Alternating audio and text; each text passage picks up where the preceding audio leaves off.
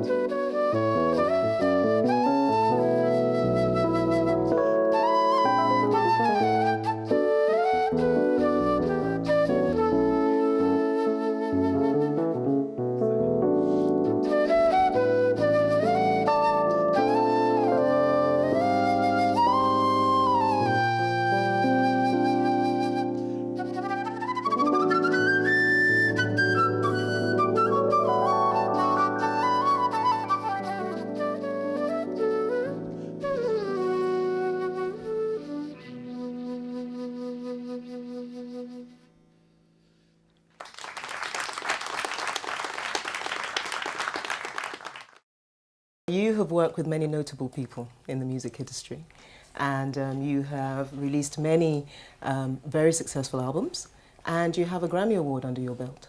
Now, I know that we have young people in the audience here and probably thinking, I want to be like him when I grow up.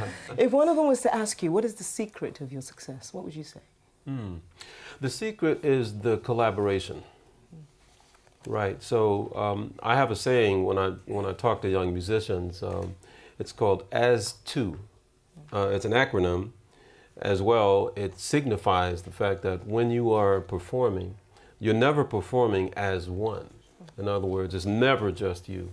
Even if you're a person who doesn't believe in the existence of God or any of that, you can look just right down the hallway and realize that there's someone, a mother, a father, a guardian, someone who made it possible for you to do what you're doing. But every one of us is a collaboration. If I were to practice all day and all night, take a nap, wake up and start practicing again, and did that for 30, 40, 50 years, without having been given a gift of music, or as we say, talent, I still wouldn't be good. On the other hand, if I were to have been given this gift, undeniable, where at 3 years old, I was writing a symphony, right? But I was just lazy and trifling, then at the end of that same result, that it just wouldn't be good. So it's the collaboration, that's the secret. And it's not just me, every single person is a collaboration. Collaboration of talent and hard work. Absolutely, yeah. Now, you are an immensely talented man. Is talent enough? I would say no. I too came from a church background, and I was in an environment where, by comparison, I was pretty good and I knew it. Right. And I never forget that when I first went away to college, and I was a music major, as a freshman just starting university, and I went into the gymnasium one day, and there was a piano in the back of the gymnasium, and there was this guy who was just blazing. I was like, oh my goodness, where did this guy come from? And turns out this was a guy who had never had lessons, but was beginning to study music, and he had talent so beyond any that I could ever imagine. So when he learned how to read music, he could pick up, 20 pages of Beethoven and sit it down and play it like backwards from the beginning to the end, or play it in different keys. And I'm like, man, I really thought I was good. But that was one of the things that really pushed me to begin to realize, like, wow, it's just not going to be enough to just be talented. And I also look at what I've been blessed to do, and I think of people like my friend that I met. We ended up becoming good friends, and so many other people that I just admire, and I look at and I say, man, they have so much more talent than I do. When you combine that talent with hard work, and you work on what you can work on, and you begin to trust God with the outcome. So take the talent. It's a wonderful place to start. But trust me, you will always meet someone that's more talented than you are, always. So I do my best not to rely on that. At what point did you decide that I'm going to take this further? Right. And what did you do to actually turn that natural talent into a source of income? Right. Well, it was actually a particular day. I remember it very well. I was in the 8th grade. So I auditioned for the all-city concert band, and I noticed, this setting, there weren't a lot of black kids, but I did notice this one other black guy, this kid, and eventually found out his name was John. Fast forward, he became my college roommate, and is one of my very best friends today. So I see this kid, John, and I go, wow, to myself, I said, poor guy, he's up for a disappointment, because if he's got to compete against me, because I am very good. So not short on confidence then. Right, yeah. So in other words, that's sort of the bravado that goes with being young, as part of it. And the other part of it is that I was nurtured in a church environment. So the first time I ever played in front of people was in church. So from the very beginning, even, imagine at the beginning how I must have sounded in reality. But I never knew it because they were all like, oh, you sound so great. Oh, you're marvelous. You're incredible. Oh, praise God. You're so good. You're good. And I was a pastor's son as well, you know. So now we're in this moment where I'm trying out for the All-City Band. And guess what? It wasn't just show up and you're good because we say you're good. You have to. They hand you a sheet of, lots of music, months ahead, and what you do is you practice it, right? Well, I got the music, but I think I may have looked over it once, didn't really practice it. So in that moment, that was a moment of truth. Well, apparently this John kid had practiced the music because not only did he made it, and he made like first chair or second chair. I didn't make any chair. I did not make the band at all. That was my last time seeing that band at the tryouts, right? That was the moment for me. That was the moment. That was when I began, I guess you could say, to do the math.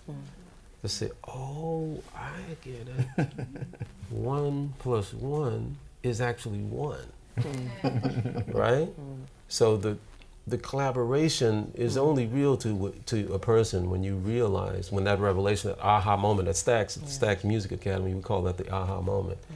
That's when you say, oh, I see, there is actually this thing that I love so much, and I'm so excited to do it, I'm passionate about, love talking about it, I have to back that up with some really grinding, sometimes very frustrating, very boring, rudimentary hard work. Discipline. Sorry to disappoint. But you enjoy the work because you want to be good. You have performed, obviously, with many people, and one of the people that you've performed with is Whitney Houston. Right. Can you tell us a little bit about the experience with that? From the very beginning, our conversations pretty much centered around God and just our love for the Savior. And she took that as, really a solace, because she's in a world now, she's beginning to be a pop star, really big pop star. And so she liked hanging out with people who could just kind of remind her, sort of bring her back to, oh, wow, It was great for her to constantly be around that kind of person. I wasn't the only one. When we recorded that song, I Will Always Love You, that was actually, it was a part of a long itinerary. We just, we did a lot of playing. And as, when you got that much on the ball, especially that on the plate, especially the kind of person I am, I don't want to know too much ahead of time because, I want to stay in creative mode as much as I can. And so, give me today, maybe tomorrow. I don't want to know next week yet, because it's just too much information. Well, sure enough, I didn't realize that moment was a big thing. We were going, from one performance, now we're performing and recording the soundtrack, this particular song for this movie. I didn't know that. And I got there and said, oh, wow, there's cameras. We're making a movie here. We were not in the scene, but nonetheless, she had insisted that we play as she sang. And she sang the song live to the film. And that is a distinctive, because very few people do that. And in fact, at the time, almost it was unheard of. Now you see it more. But the fact that she poured her heart into that song, I believe, was because she really wanted people to get that message, that it wasn't just horizontal, not just a human being saying to another human being, I will always love you, because honestly, we kind of can't say that because we don't know what's going to come up. It's like, I'll always love you unless you do the following things. Right? God says, actually, I will always love you. Unconditionally. Unconditionally. Doesn't matter what you do. And you've also worked with many notable people. Celine Dion is one of them. And you've released albums. I work with Kirk Whalum. Yes, no comparison. One of the highlights of my, I remember when he called me at my house. We were being courted by Warner Brothers. I had never made a major label record before. Kirk had made several at that point. But there was a record executive who thought musically and just the type of people we were, we both let him know that we had a heart for God. And so he introduced us, and he introduced Kirk to my music. And he called me at my house one day. And again, I thought it was a joke. So who is this? Yeah, really, who is this calling my house? And that was the beginning of our connection together. So now, you were nominated several times for a Grammy Award, and you won an award in 2011 for the Best Gospel Song. Just if you can, in a moment, describe for us what was going through your mind when you heard that you had won this award. I had never been nominated for more than one Grammy in a given year, right? This year I had, like, going into those Grammys, I had been nominated 8 separate times, right? But this time I was nominated 4 times, right? So, you know, there were a couple of them that I honestly thought I may have had a chance at. You win a Grammy for writing a gospel song. I just never, ever would have figured that. And again, I do believe that it had more to do with the message of the song, that this is something that God intended for people to hear. And so, yeah, so I got that award, but it wasn't and still isn't about me. It's really about the message of the song. It's what I do. You're the Chief Creative Officer of the Stax Music Academy. Can you tell us exactly what is the Stax Academy, or how does it work as a model? The Stax Music Academy is just a joy for me to be a part of, and it's an after-school program. What we try to instill in them is we work towards that aha moment for them, where they come in and they're all sort of giddy about, you know, being on American Idol, or, you know, going, I want to, you know, be Miley Cyrus, or I want to be whomever. And we're like, okay, all right, come on in. And so then little by little, we sort of gently lead them to that aha moment. We find, especially in this nurturing context, all of that comes to fore. The ups and downs, the hardships, the joys, everything comes together in this committed, you know, young person who is going to do something important, going to make a contribution that's important. That's one of the big aha moments, is that you come in going like, well, this is what I want. This is what I want to do. This is what I want to get out of this. But in actuality, it turns around. If you're cut out for it, that maturity sets in and you say, actually, how can I give? What is it that I'm supposed to give? What are some of the issues that affect young people within that context? And I'm asking this primarily for a sort of comparison in terms of the issues that might affect our very own young people. There are absolutely some correlations. I think one big correlation is the fact that, racially speaking, the minority musician, the minority girl or boy who is going to make it in a world, you know, where, again, they're in a minority, you have to know going in that you got to be twice as good. I wish I could candy coat it, but you really do have to be extremely good, you know, and that's okay. I think that's great, because it's a high calling to make it as a minority musician, or the character that this inspires and instills in a person, in a young person, is beautiful, and it's so nice to see. And it's something I'm just amazed by it. You know, the kids that we deal with in our program, most of them are from situations that are not so ideal. There may be one parent or no parents, maybe adopted. They may be in a situation where there's a great deal of poverty and lack in their home. Guess what? Those are, I always say that the most beautiful flowers, in fact, all flowers come out of mud. How do you actually motivate your young people, the ones that you come into contact with, to forget these issues and to perhaps use music as a tool for a positive future? We don't want them to forget. You know, it's important that they remember their context, you know, but we want to help them re-identify it. We also want them to repurpose their whole. It's back to the other thing I was saying about the aha moment is important, because, you know, whether it's Belfast or Memphis, that those children are, each one of them is destined for something really important. You know, what is that thing? So we're hoping to help them get to that place where they begin to identify that, to become the best you. The best you. You're not going to be Miley Cyrus. You're not going to be Whitney Houston. You're going to be you. Those are all going to be influences, but you're going to be the very best you, and you need to get started. Don't waste any more time.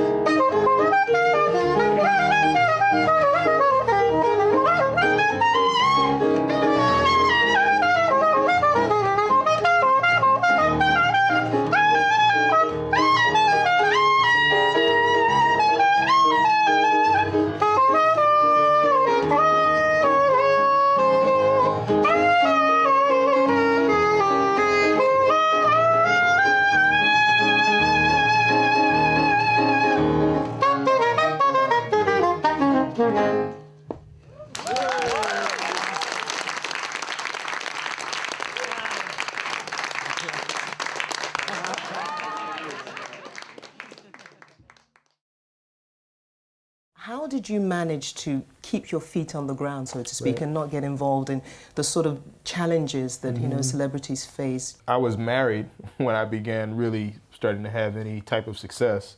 And, wives are really good. She kept you in check. At keeping you humble, when you get home from all your adoring fans. Too, huh? Yeah, me too. Yeah, your wife is like, take out the trash or You're like, I'm change the diapers. Yeah, I'm like, don't you know who I am? You know who I think I am? Do you know who I think I am?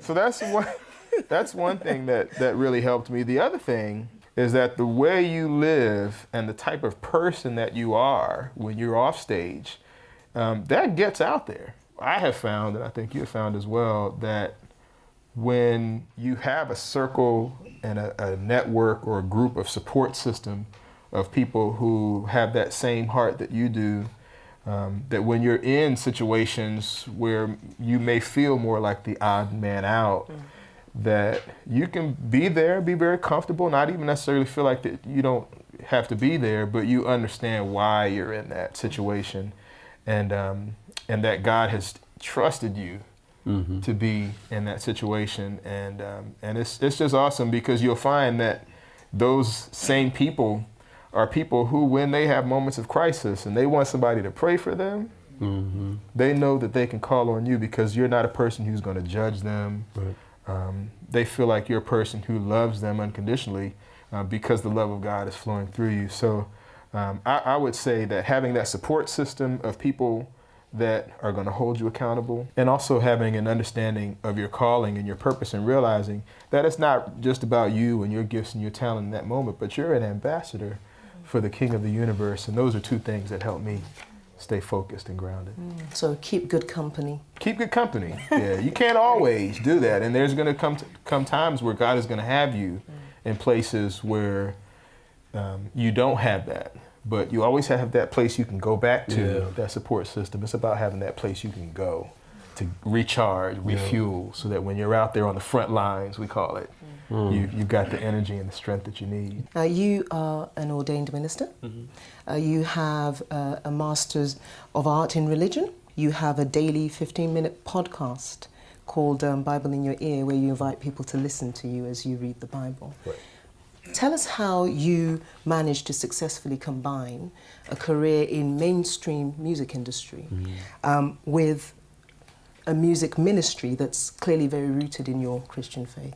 I never did see it as two different things. I always felt like I was supposed to be out here in the mainstream culture, even though I was a preacher's kid, and I felt that strong calling in my heart. I still didn't see myself ever necessarily sequestered over here in XYZ church. I just felt like I was supposed to be out here in culture. And so later on in my life, as you say, I did go to seminary, and I was ordained and all of that. But those are things that most people hear that and they go, "Oh, okay, oh, well now you're." When did you give your gifts back to God? Right? Yeah. When did you come out of the world? Exactly. Come out of the world. That's the one. Be not among them. And I never did. I just never did. And I'll say this finally, that when we do that, there's a lot of reasons we shouldn't do that. But one of them, as artists, and again, I especially speak to young artists, young aspiring musicians, is that the level of virtuosity, right? The level of technical expertise on that instrument, and that instrument may be your voice, right? That level doesn't change just because you decided, well, God has laid his hands on me and I'm a minister and I'm whatever. No, that level is there, right? And it's there whether you happen to be playing in a church or not. So the idea is that, I always say that your worship to God, if you say, I want to, consecrate my gifts back to God, your worship is in the practice room. That's where you really get down dirty and, to the nitty gritty. This is the practice room. So really, I consider that all to lead towards where you're able to compete in the marketplace. And somebody can hear you, they don't know you from, whatever, atheist, Buddhist, whatever. But they hear you and they go, oh, wow, what's That's pretty good. You know, what was it I felt as opposed to, oh, I'm impressed. You know, it's about feeling something. And I think, again, that is what I was trying to get at when it comes to the kind of collaboration that really impacts people's lives. Yeah, I feel called into the ministry, but we all really, you know, I really do believe that every single creation has a certain responsibility to the creator to represent God in that way, in whatever it is that you're doing. It doesn't matter if it's music, if it's writing code, you know, whatever it is that you're doing, it's really about the collaboration. And I don't know how much you actually know about Belfast, Northern Ireland, but it's a region that has, you know, relatively high political and social divides. Do you think that the stacks model can work here? When you describe a Belfast, right, it's the same as a Memphis. You know, someone comes to our town and they say a lot of political corruption, a lot of hatred, a lot of, you know, racial tension, you know. Stay long enough and you'll begin to see, you know, this is a really cool place, you know, and these people are wonderful, you know. And so in other words, really, it's a model that's based on repurposing the problematic to make it fertilizer. Also, I believe that one of the important things about Stax, STAX records back in the 60s and 70s, you know, I mean, there was Otis Redding, there was Isaac Hayes, there was, you know, the Bar-Kays, Rufus Thomas, you know, the Staple Singers, Sam and Dave, on and on, all these great artists that now we look at, oh, wow, that's amazing. But you know what? They came from a very kind of messed up situation in many ways, you know, whether it's economically, racially, they didn't have the same resources when it came to education. Hello, does that sound familiar at all? And you know what? But they took it and they seized the moment to create something far, not unbeknownst to them, to create something that the world would fall in love with and celebrate for centuries to come, right? The Stax soul music, people love it. And many times people don't even know, I didn't know that was from Memphis. But if you say, hold on, I'm coming, you know, I know that song. Exactly. That's my point. So what is it about your culture? You always end up at the beginning, don't you? What is it about the soil, the mud that you're growing up in that's unique, that's special? What is it about your culture that you can somehow, you know, do your part to take to the world? You know, because you don't have to look far. There's, well, let me go somewhere. Let me move to London or somewhere that's really cool. No, actually, you can move to London, but what you're going to ultimately do is you're going to take what's great about Belfast, and you're going to develop that in seed form. You're going to take that and present it to the world. Let's talk a bit. I'll share a bit with you about Acsoni's very own collaborative Act Now Youth project. This project aims to get young people here in Northern Ireland engaged on a cross-community level.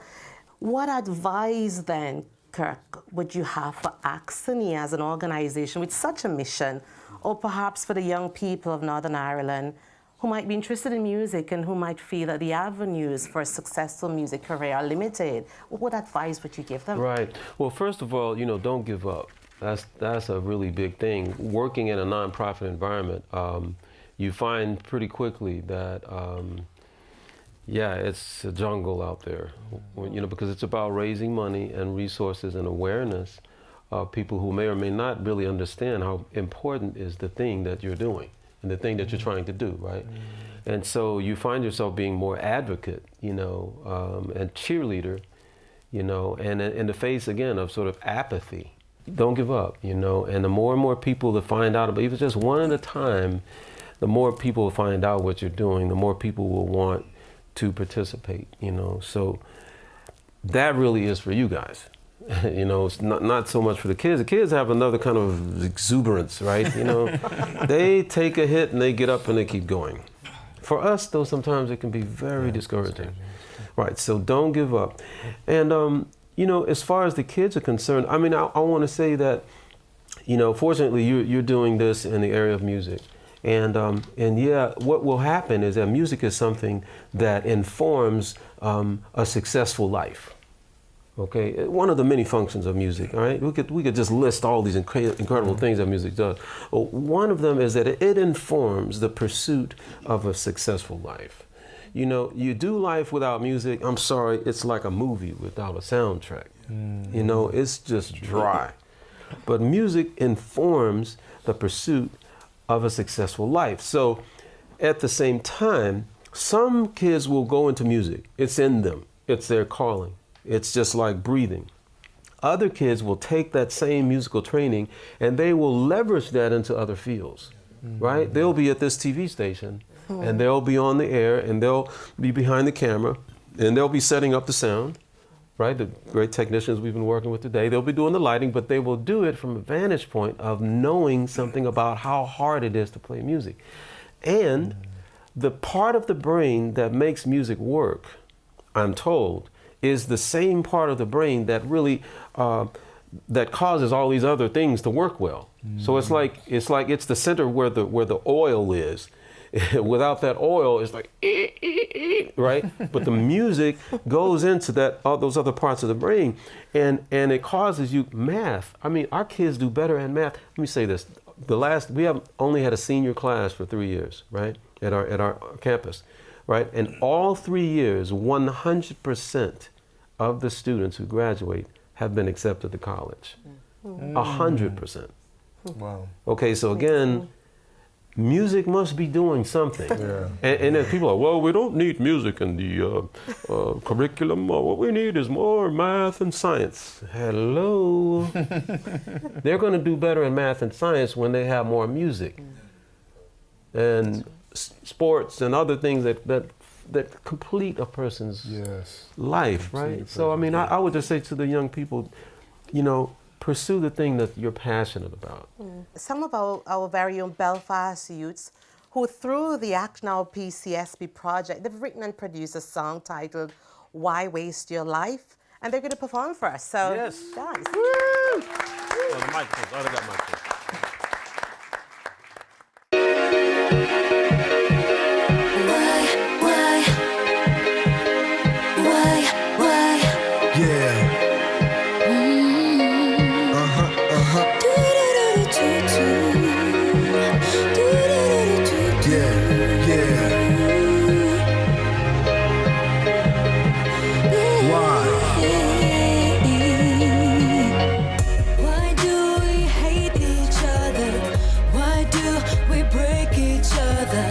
Makes me wanna lay down and cry.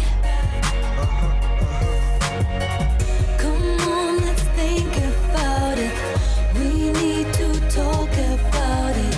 Why are you wasting your life? Just wanna be happy.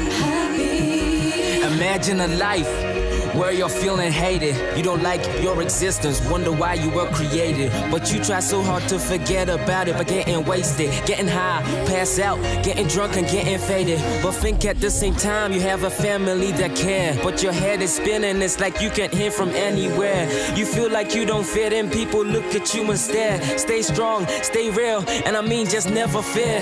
Like for me the whole world has gone wrong. Like look, black and white pigment, what we're judged on. Even 10-year-olds who know how to smoke a bone. Catholics and Protestants can't even get along. Just put down pointless drugs. No point in living the life being labeled as a thug. You tell me, do you really want to be roaming like a bug? Before you know it, death will be knocking at your door. Blood on your chest while you're lying, dying on the floor. Why do we hate each other? Why do we break each other? Makes me wanna lay down and cry. Come on, let's think about it. We need to talk about it. Why are you breaking my heart? We need more love. Why?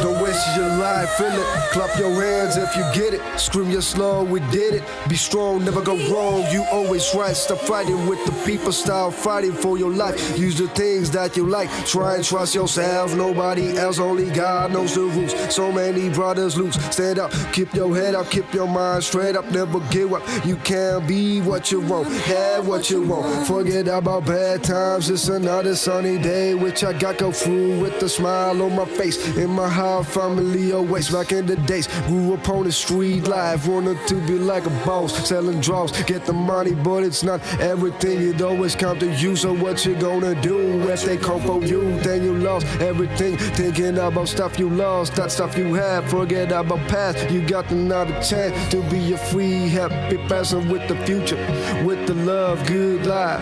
This is from my brother D from the BC. I'm asking why? Why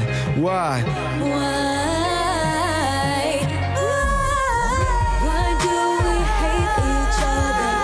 Why do we break each other?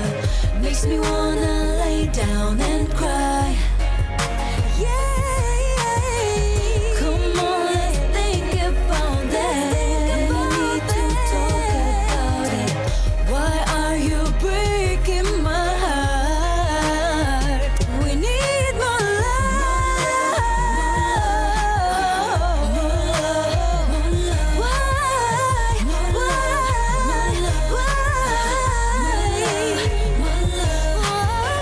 Why do we hate each other?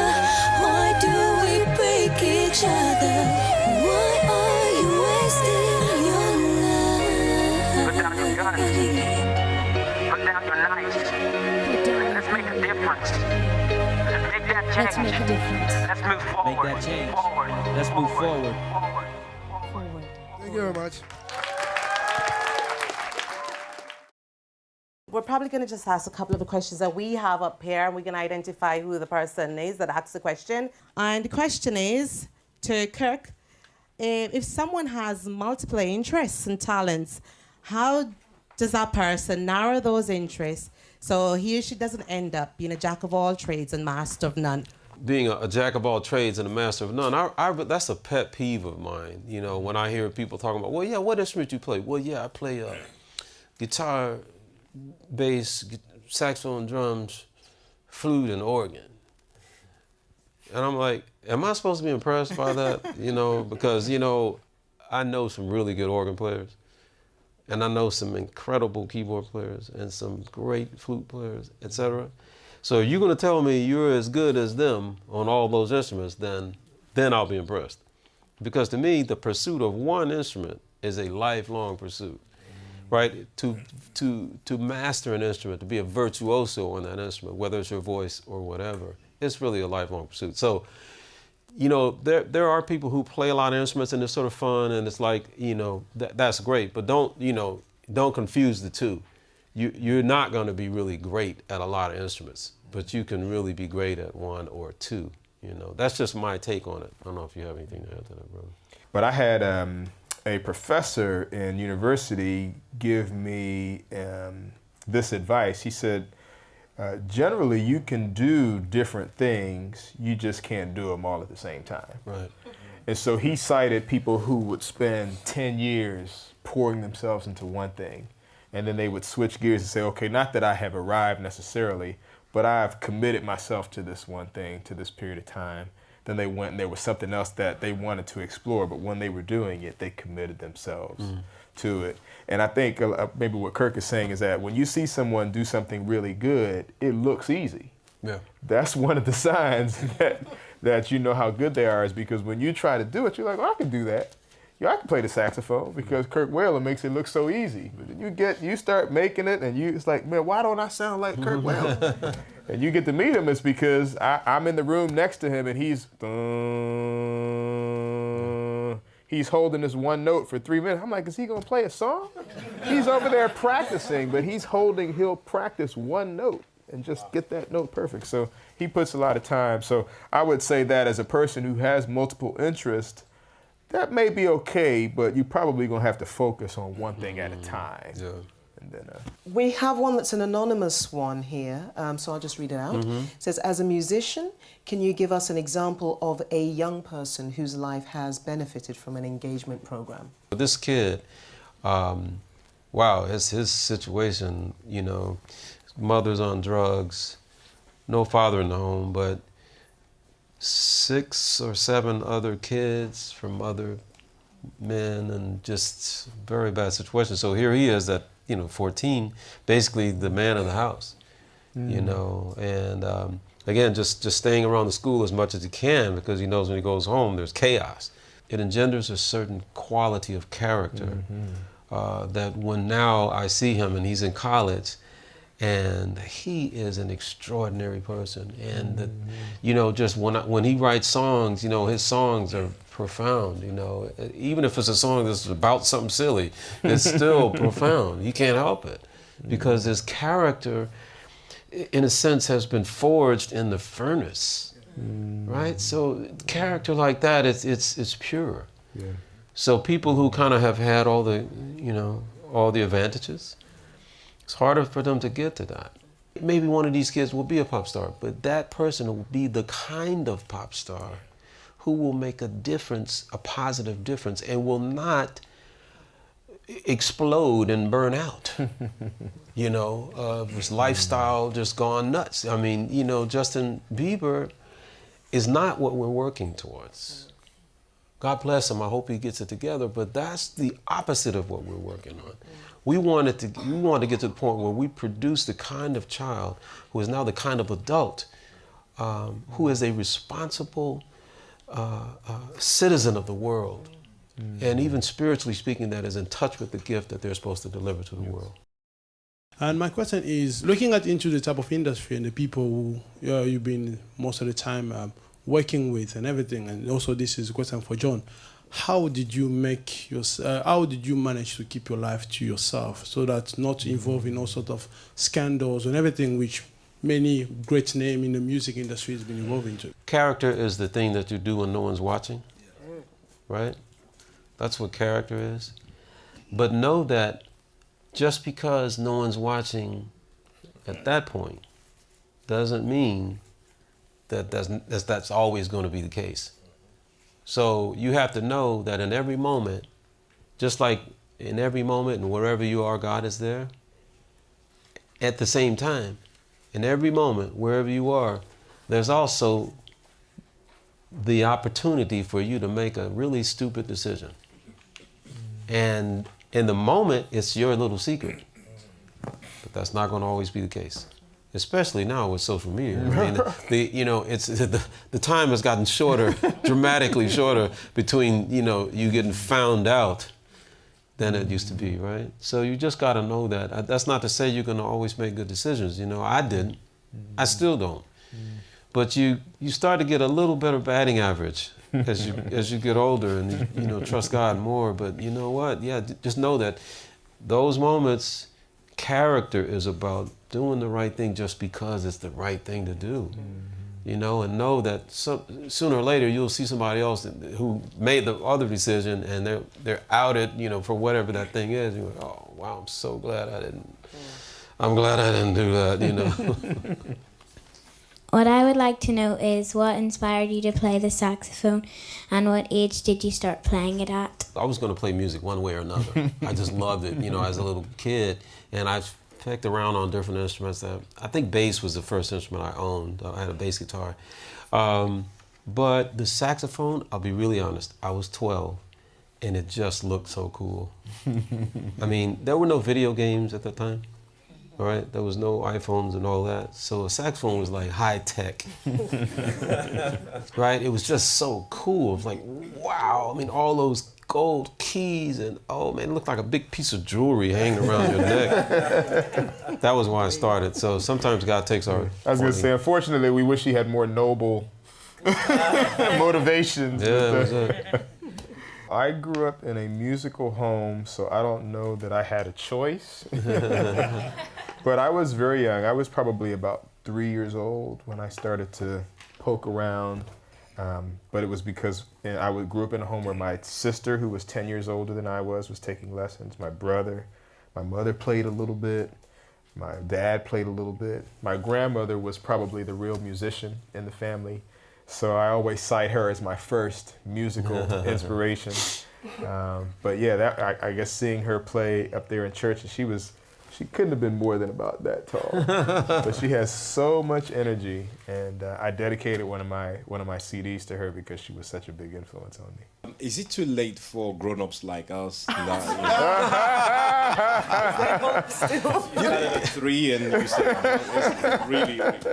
It's never ever too late. It's never too late. late. Music is such a beautiful train, and you get on when you can. And yeah, it's always going somewhere good. You bring up a great point. I get asked that all the time. What do I need to do to become? There are people who may not be looking for music to be something that they're going to have a career at. But I know a lot of people who were even music majors and who went on to become doctors or whatever they went on to become. And I just echo what you said earlier. There's something about music. There's just something about having it as a part of your life. So I would just encourage everyone to try to find some. If some of us, it may just be listening, and appreciating. But yeah, you don't have to always say, "Oh, I want to make a career in music." There may be some other role that it plays in your life, but we have just found that whatever that role is, that it just makes it better. It does. Music, I need a T-shirt. Music makes life better. Yeah. We need more musicians. More music.